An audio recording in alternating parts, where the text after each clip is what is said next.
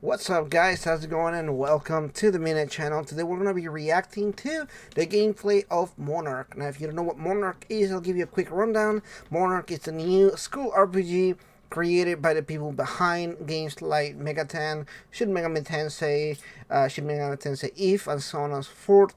It's a big group, they worked on a lot of cool games, and now they're doing a brand new school RPG, as I quote. There's not enough of those nowadays. No, so yeah, we're gonna go ahead and react to it. I'll be honest with you guys, I don't feel too confident on this game, and you'll see why in a second. But to me personally, what we've seen so far with the first trailer doesn't seem like really good. It feels cool, but it doesn't seem like something that is gonna really blow me away out of the water. You know, it's not gonna be like the second coming of Christ or anything like that. But anyway, let's go ahead and jump right into it. In 3, 2, 1, let's go. Alright, so we're gonna go ahead and check it out here. Now if you can hear, good. If you cannot, it's really loud, so I'm gonna go ahead and lower the volume here. They're actually just talking, it's just yapping, yappity yap here. But anyway, so what you can see of the gameplay here is it basically is very similar to what I will say the gameplay for Caligula Effect. So if you play Caligula Effect, you'll see a lot of these things that are very much similar. This is supposed to be something like a turn-based RPG, but it seems a little bit slow on the slower side. The reason why it's skipping so much is because it's going through different turns. So you can see turn 1, you move, then you attack, and then you have to wait for a response, and then they obviously attack back to you. It seems like the response of the enemy is instantaneous. Like you play and then that happens, you know. So I'm not exactly sure what the it's definitely not the press turn system from Shin Megami Tensei or from Persona, because they would use that. And obviously you can see there's ranged attacks that do different things and everything like that.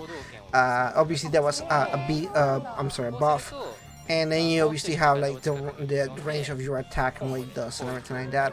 It's very normal. I don't know what I was expecting, but I personally, there's two things that I have complained about so far. From what I'm seeing here, one, the 3D looks worse than I thought. As you can see, somewhat whenever you were looking pretty up close to it, I just don't like the way that it looks. I hate top-down RPGs. This one is pretty much changing the camera to a top-down perspective that I'm not really super confident on, or that I personally like too much. And I'm gonna skip here because there's talking, and obviously we don't speak Japanese, so none of that will matter a whole lot to us here. They did some pretty cool interviews with the different voice actors and everything like that. But what you're seeing here is pretty much the gameplay here. Now this is very early on in the game.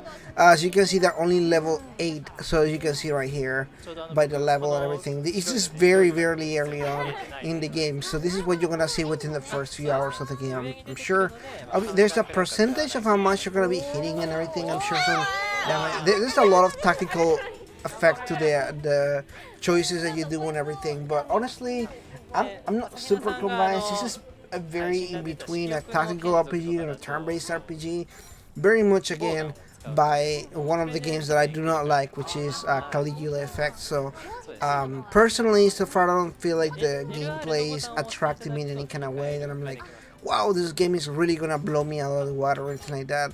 And I don't know, maybe I'm being a little too harsh, but personally, when this game is being touted as like the spiritual successor, as they have referred to it, for Shin Megami Tensei Eve, I think I expected something else, and this so far has not shown that it is what it's.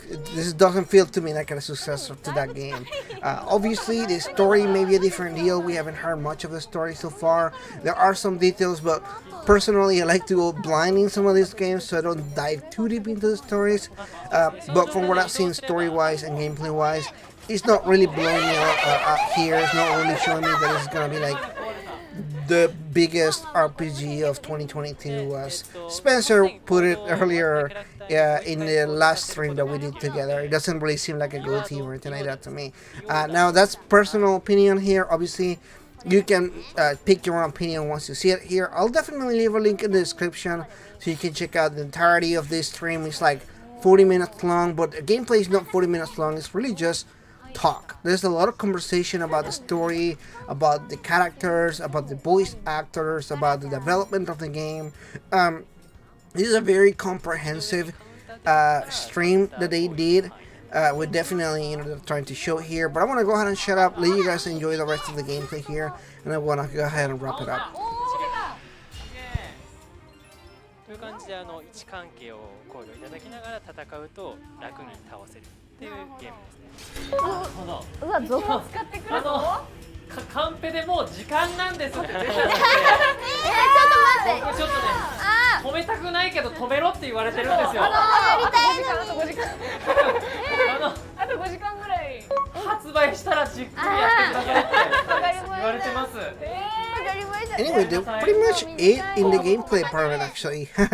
But anyway, thank you so much for watching this, guys. If you're new, please consider liking and subscribing. Check out the entire video. Again, I'll leave a link in the description if you want to check it out without me talking or anything like that. But they talk the entire time, so I don't know how much that's more useful than just hear me talk. But thank you so much for watching this, guys. You have a good day, and I'll see you guys in the next video. Bye-bye.